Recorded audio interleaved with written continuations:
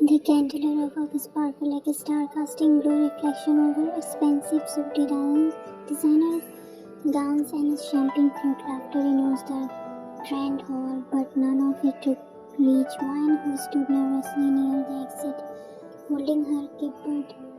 She was just an event assistant working overtime at the luxury Mafia film gala, hosted by one of the very biggest underground organization. Wine, the VIP wing is requesting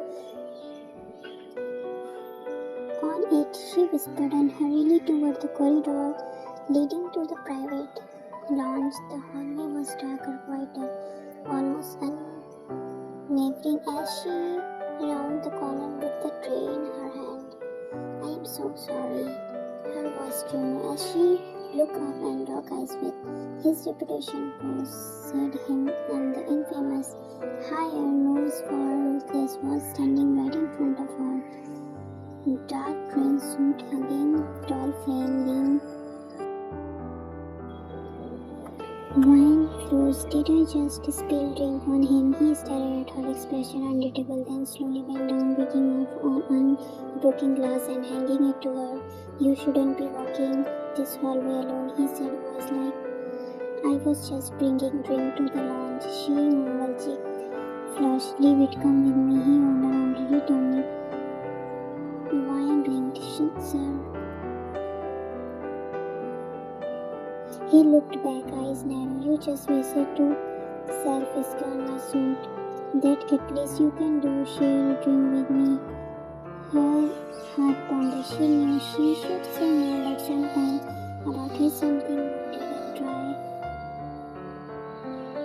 The lounge was dim and filled with a velvet shadow.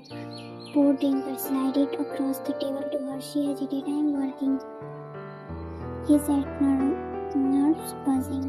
They didn't speak much. His eyes didn't leave her. There was a silence and strange of a magnetic pull. One drink turned into two.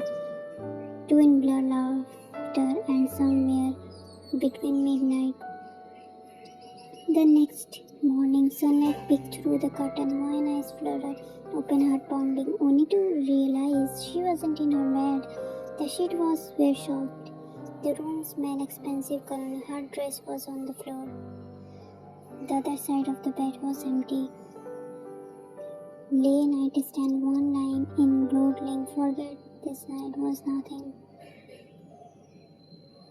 Her heart cracked a little. She clutched the sheet to her chest and quietly slipped out, not knowing that tiny life had just begun inside her.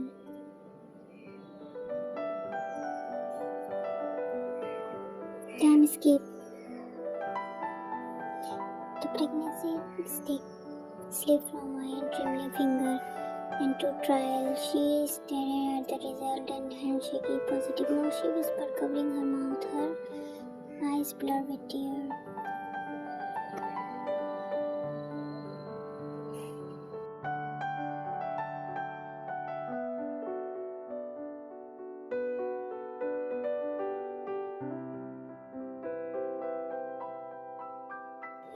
She didn't know what to do. She had no family, no money to raise a child alone, but still her hand sweetly touched her lower belly. I will protect you, she whispered.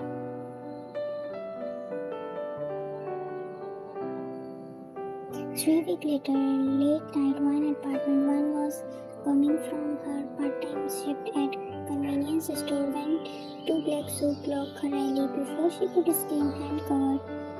She fought hard, eyes wild, but show up into the black bed. Her voice trembling, she cried out, what's going on? Why are you taking me? No one answered.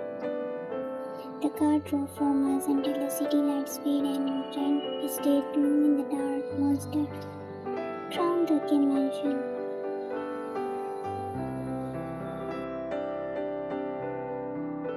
Inside the mansion, Taehyung was sitting in a study, one hand resting on the whiskey, another in his pocket.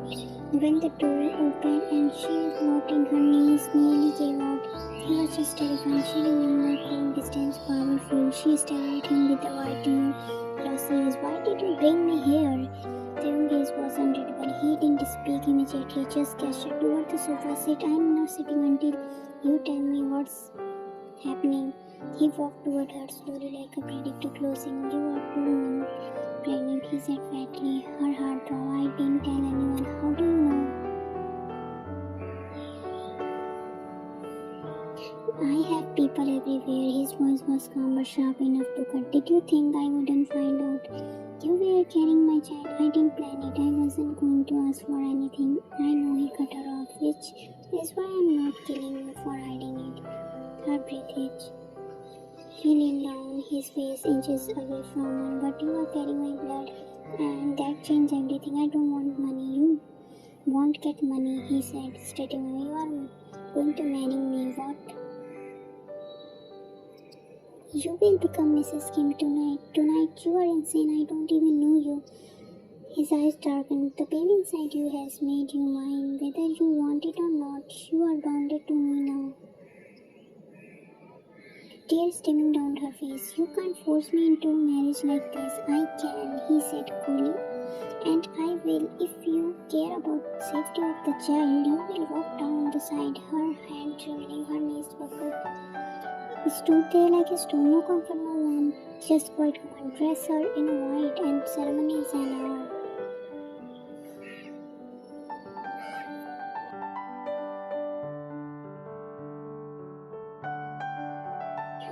Later that night, the wedding was nothing like she dreamed. No flower, no music, no love, gun, silence and shadow. While stood under the trembling hand, while Taehyung placed a ring on her finger with a cold finger, no smile, no only signature. The contract she was on now, his wife was Muslim.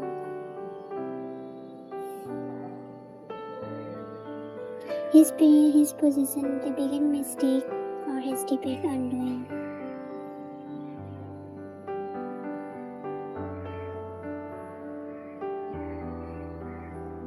The Kim mansion was stunning, marble floor, gold frame art, crystal canyon. Wine felt like a late prisoner after the rushed marriage. Tim didn't even look at her. He left her in the master bedroom that night without a word. She sat on the bed.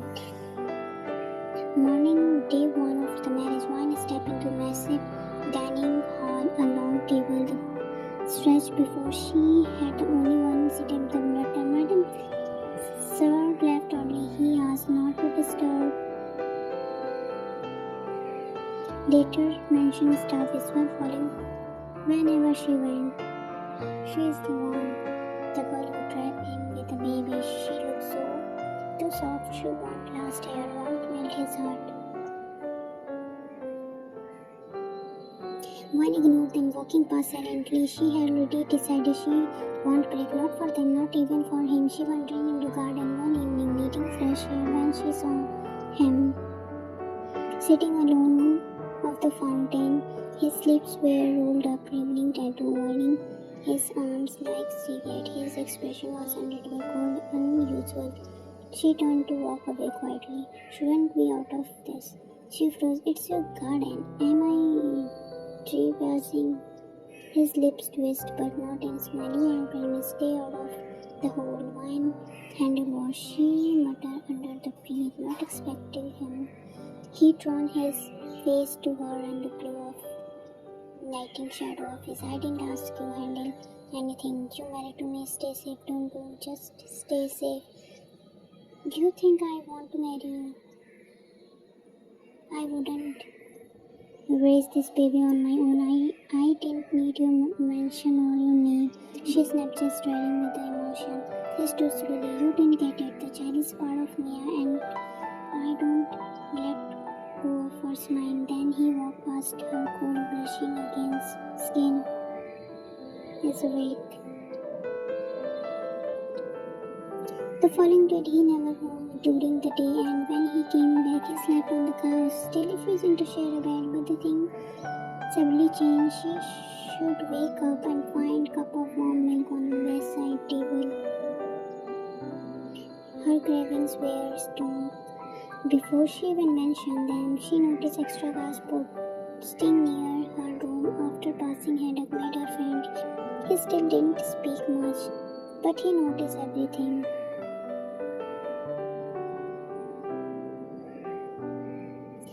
She noticed him, how he came home exhausted, how sometimes shared the belly when he thought she was asleep. He kept his distance, was never too far.